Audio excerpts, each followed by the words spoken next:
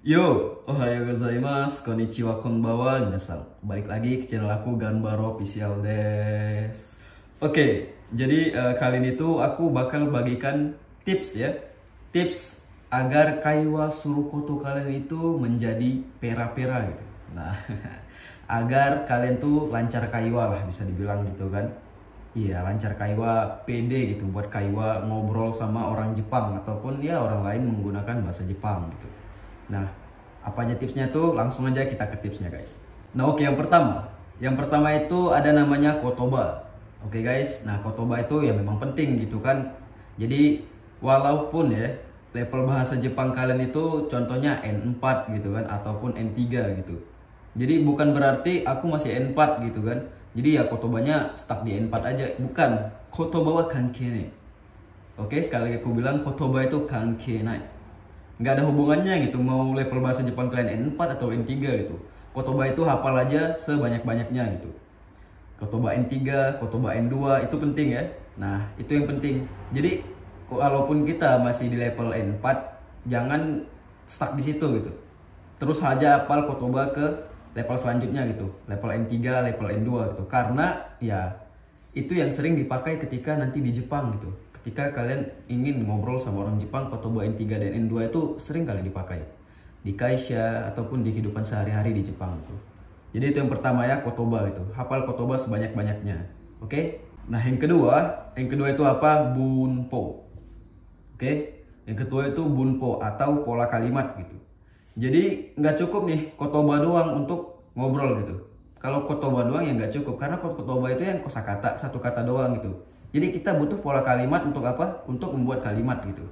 Nah, kadang beberapa tuh di dalam pola kalimat itu ada partikel gitu. Itu juga yang untuk menyambung kata gitu, menyambung kalimat atau menerangkan kalimat gitu. Nah, contoh bunpo apa ya? Contoh apa tuh bahasa Jepangnya pura-pura gitu. Bahasa Jepangnya pura-pura. Apa kotobanya pura-pura? Yaitu tadi pakai pola kalimat gitu.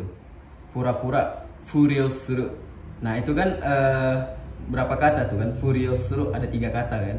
Furiosuru ada partikel wo di dalam juga kan? Nah kalau kotoba cuma 1 kata. Nah itu tadi yang untuk merangkai kalimat bunpo gitu.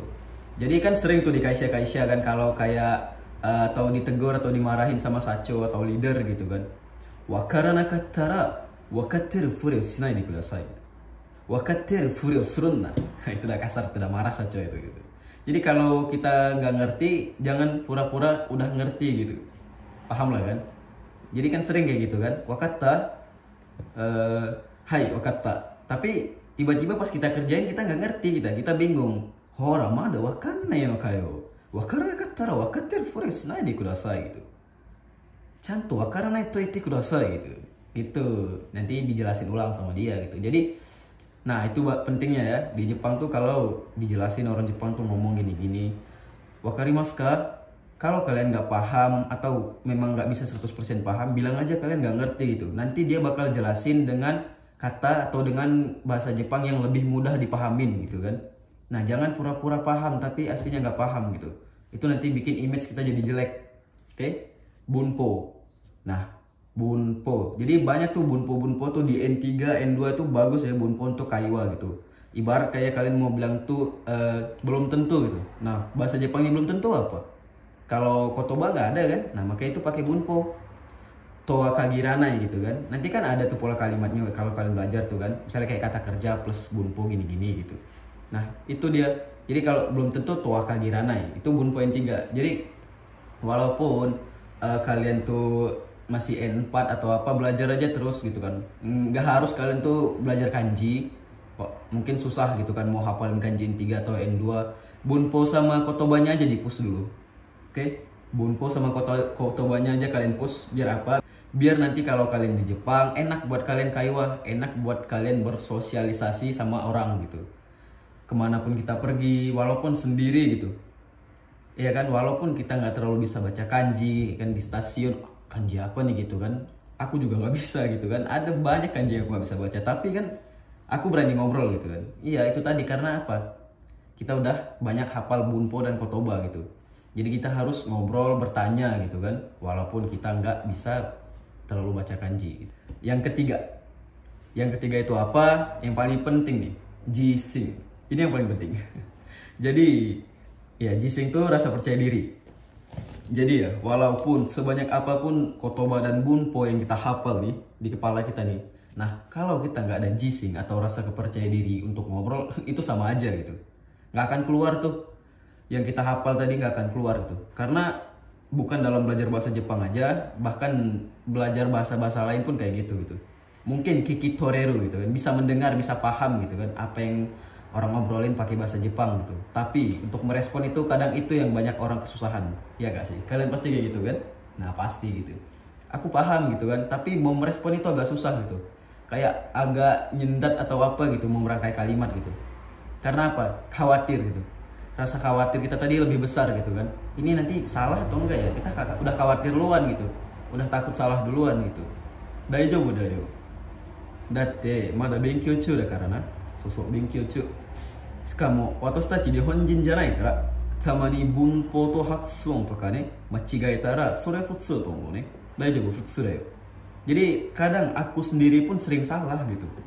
Ngobrol gitu kan sering salah gitu. Bunponya terbalik, kadang partikelnya nggak tepat, sering salah gitu. Jadi daijoubu, nihon jin ga wakatte kureru kara. Jadi orang Jepang tuh paham gitu apa yang kita obrolin gitu. Ibarat kayak orang luar tuh ya, orang bule atau apa tuh ngomong bahasa Indonesia, kadang kan mereka suka terbalik-balik kan, tapi kita kan paham maksudnya. Nah gitu juga orang Jepang gitu. Intinya itu jising tadi. Sekalipun udah hafal banyak kotoba, udah hafal banyak bunpo, kalau mau ngobrol tuh nggak ada rasa percaya diri, masih nggak percaya diri tuh ya sama kemampuan bahasa Jepang kita, sore wa mondai da. Ari wa ichiban dame to.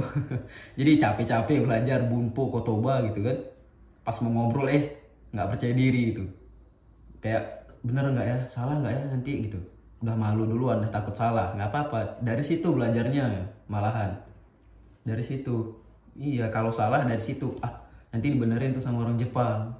Jadi kayak diulangnya kalimat kita tapi dengan kalimat yang benar. Nah dari situ kita bisa belajar dikit-dikit memperbaiki bahasa Jepang kita gitu. Oke minasan, itu tadi tipsnya. Nah yang paling penting itu jising, percaya diri gitu. Oke.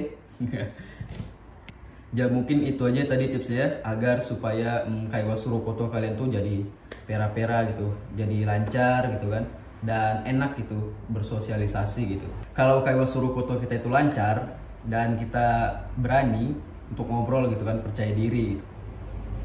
Jadi kita bisa punya banyak teman orang Jepang gitu kan. Asik kalau kita bisa ngobrolnya asik. Nah dari situ kita bisa lebih meningkatkan skill bahasa Jepang kita gitu. Karena sering berinteraksi dengan teman Jepang kita tadi, dan kita juga bisa belajar dari dia gitu kan. Itu. Nah kaiwa surukoto itu paling penting. Tapi buat kalian yang ingin ngejar JLPT, N2, N3, ya kanji juga penting gitu kan. Tapi kayak aku bilang tadi, kaiwa surukoto yang paling penting. Karena ketika kita bekerja di Jepang, kita bukan harus terlalu banyak hafal kanji, tapi harus sering berinteraksi kan. Kita lebih sering berinteraksi daripada membaca gitu.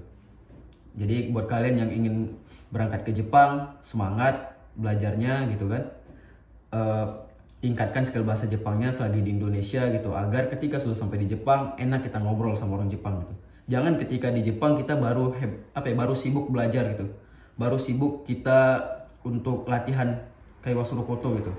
Nggak harus di Jepang gitu, di Indonesia juga bisa kita latihan kaiwa gitu kan, sama teman atau sama sensei kita, sama teman-teman kita bisa gitu, atau dari aplikasi-aplikasi yang untuk ngobrol gitulah yang menggunakan bahasa Jepang kan ada tuh, tinggal kalian searching aja, cari aja di Play Store atau di mana gitu.